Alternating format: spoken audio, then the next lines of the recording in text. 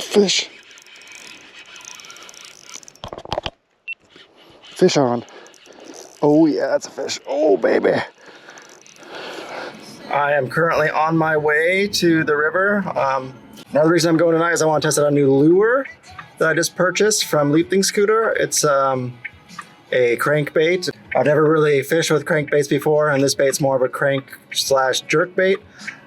So I'm excited to try it out. So yeah, let me concentrate on driving here, and I'll be at the river in a couple minutes. All right, so I made it to the river. I want to make this short and sweet. This is the crankbait I'm going to be using. It is the Zander Wobbler, so Zander crankbait from my favorite company, Lieblingsköder. The Sheriff is designed for dawn and dusk fishing. It's a floating crankbait. It dives to 1 meter deep, which is perfect because my river here is very shallow at 2 meters. Another thing is, normally when I'm fishing for pike, I use a wire leader, a soft wire leader with my soft baits, but here I'm using a titanium leader because I plan on jerking this quite a bit, and I think it'll just give better action. So because this doesn't bend so much, it keeps this form, keeps it straight. So yeah, I'm going to be testing this out for the next hour and a half or so until it gets dark. Like I said before, I've never really fished this type of bait before, so I have zero confidence in my skills, but I know that these bait catch fish. So yeah, let's fish it. Okay, so the action on this bait is really good. The casting is incredible, actually. Like I'm barely having to flick it and it just flies. So I actually got to be careful with it.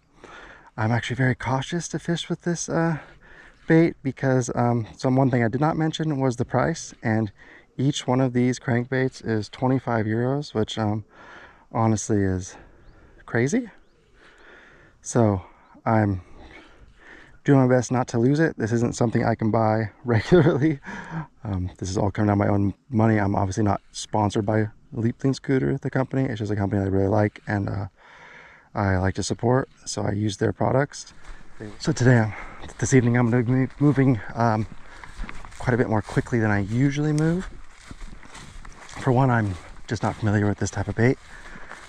For two, I don't have much time and I want to cover as much water as possible. So I'm just going to be doing about 5 casts per spot and then moving on to try to cover as much water as possible. I watch videos from the company on their YouTube channel about this bait and how to fish with it, and the technique they recommended the most was just steady reeling and a couple of twitches with your wrist. I almost feel like that's too fast though, since I was out here a couple days ago and the fish were really hesitant. So I might slow it down a little bit with the reeling, do a couple twitches and then pause and then reel in a bit. I'll just be varying my retrieve up. Like I said, trying new things out. I'm not familiar at all with this type of bait, so I'm just gonna experiment, do my best not to lose it. Super expensive, and hope for a fish. All right, I think this is a good spot to demonstrate the casting distance. I can't really tell how far that is. I'm really bad with distances, but it's one of the wider parts in the river. This bait has a magnetic casting weight in it, so you probably hear it when I flip it back, a little click. That's the casting weight engaging, dropping to the bottom side. And I'm not going to give it a full power cast. I'm just going to give it a nice, probably medium power cast and see, just to show you how easy it is to cast it out there. So I don't know if you heard right before I flicked it. That was like a really light flick. I didn't flick it very hard. But right before the flick, you can hear the magnetic casting weight engage. I'll reel this in and then I'll give it a little more power. Here, I'll give it a little more power this time. I mean, I'm right exactly where I want it, right in front of the lily pads across on the other side. So if you're looking for a good cast distance lure, this is definitely going to do it for you. It's a lot different fishing this lure. I'm just basically trying new things, trying to go off some of the videos I watched from the company. It's a little bit dissettling because when I hit the rocks on the bottom, like there's some rocks in the bottom here, if I was on soft baits, this would feel like I'm getting bites and I would set the hook. But I've learned quickly that this lure has a completely different feeling when it's touching things underwater. So I'm not really confident with it yet. I'm gonna have to get used to it and start understanding what these feelings are in the water. Yeah, I guess that was a long explanation made long. So one definite disadvantage of fishing a lure with 3 treble hooks on it is if you're on the bank and near grass or near anything, you're going to get tangled up in it. And if you have anything in the water, any grass or any lily pads, you're going to be pulling them out pretty much every cast is what I've been doing. So maybe late summer isn't the best time. Maybe I'll have to go middle fall when all the plants have died off. Right now most of them are all dying off, but there's still some surface plants, and underwater there's still quite a few.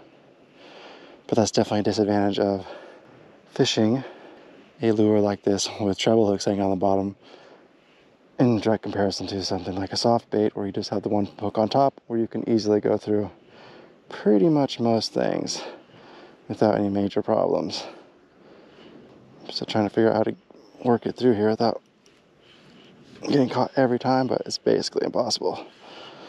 So pretty much every single cast I'm having to come up here and remove all the crap that gets caught on these hooks. It also makes you wonder how long they'll stay sharp if they're constantly ripping stuff out of the river. But we'll see.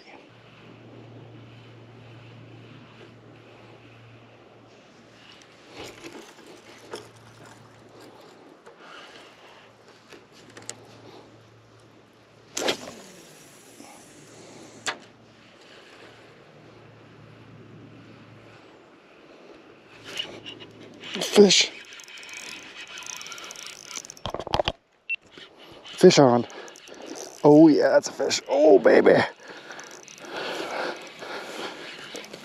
Keep tension, keep tension. Try to get down the bank while keeping tension is kind of a pain in the butt. But I think it's a positive 3 treble hooks. I think the chances of him coming off are pretty slim. Keep tension on him, keep tension on him, get my net ready, keep tension on him. But also I don't want to get in the deep, get caught.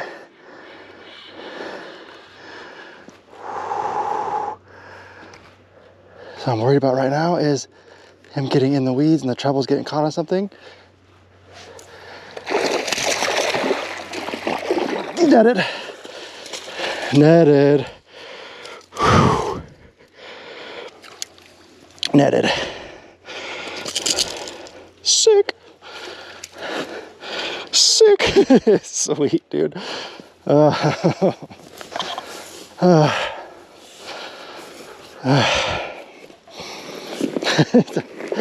It's so fucking sweet.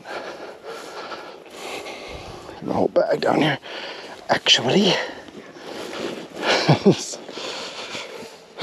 fucking sweet, dude. All right, let's measure him out. This one, I'm not sure if he's a keeper or not. If he is, he's gonna be close. I think he's a keeper, but I am not positive. You see, definitely got him hooked good. He's not coming out. Ow. Okay, that's an issue as well. Let's get him out here a little bit away. I don't want to lose him back in the water here. Okay, he's off the hook. So if he squirms and I lose him, he's trying to squirm. Oh, they're so fucking slippery. Oh, they're so slippery. Okay, I can tell right now he's a keeper. So I'm gonna try to hold him tight. If I can get this on camera. He is 59 centimeters. Good keeper. Oh, Jesus, get in the net. All right, before I go any further, let me dispatch him real quick and then I can talk for a second.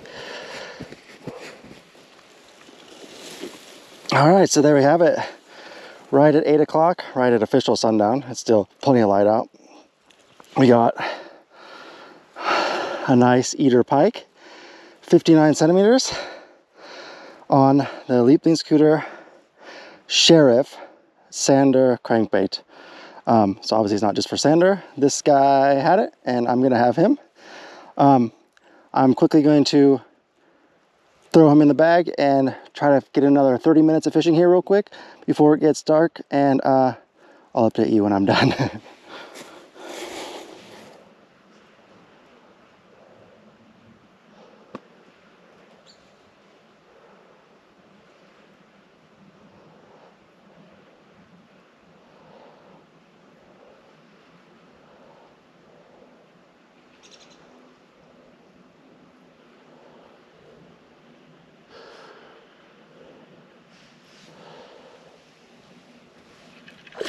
Oh, right before the bank. Come on, baby. Come on. Ah, he's too small. Is he in the net? Is he in the net? Is he in the net? He's not in the net. Ah, damn, I'm gonna get wet. I don't want to get wet. He's too small anyways, I'm pretty sure. Pretty freaking sure he's too small. But yeah, he's definitely way too small. Okay, back up the bank.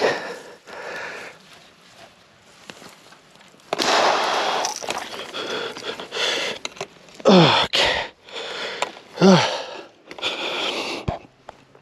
All right, 20 minutes later, 15 minutes later. I need my pliers on this one. That's a little better, right? Got a light on. He's definitely hooked very, very well. Yeah.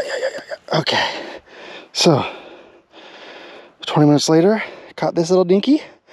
And he's obviously way too small, but I am going to measure him out real quick, just because I'm curious. Where are you going?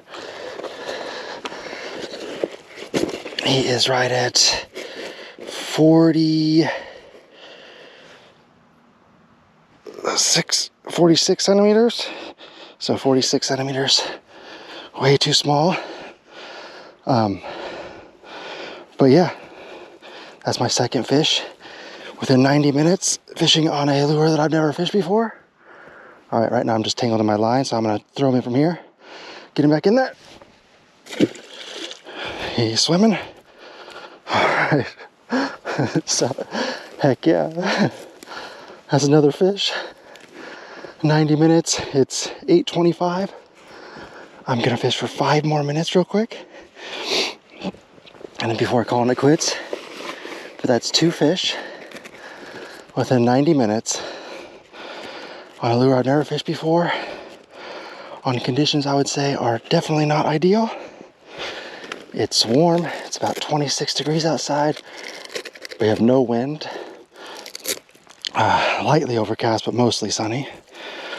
The water temperature is around 18, 19 degrees, and we are catching fish.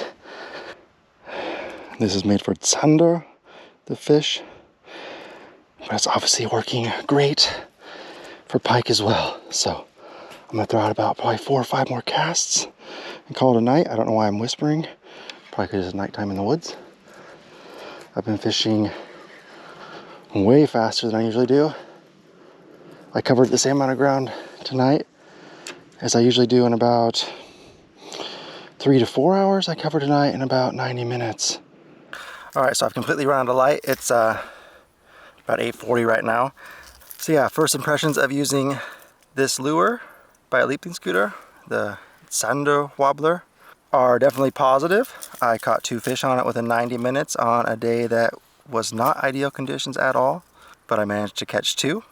So it's definitely a positive experience. The lures definitely work. The negative side of this lure is it costs 25 euros, and that's ridiculously expensive in my opinion. The anxiety of losing this is pretty big, so you definitely don't want to fish it in waters where you're not sure what's in the water. I've fished this section a few times, so I knew there was no big logs or anything in the water that it was going to get caught on. I knew there was a lot of grass and lily pads, which is another negative. I wouldn't fish this in the summer. In fact, I'm probably going to wait at least a few more weeks before fishing in it again, because wherever there's grass and lily pads, it's just kind of a pain in the butt, because every single cast you're ripping out and pulling that stuff. You have to take it off every time. So that's definitely a negative. But for late fall and winter fishing, maybe early spring when the plants in the water are not big and large yet and aren't there basically, definitely is going to be something I'm going to look into getting more of. So those are my pros and cons. Pros, it's a good lure, it works. Cons, it's too expensive, and you really need to know what's in your water and hope that there's nothing in there that's going to snag it. So I'm going to make my long way back to the car in the dark here. So yeah, Lieblingsköder, my favorite company. Catch you next time.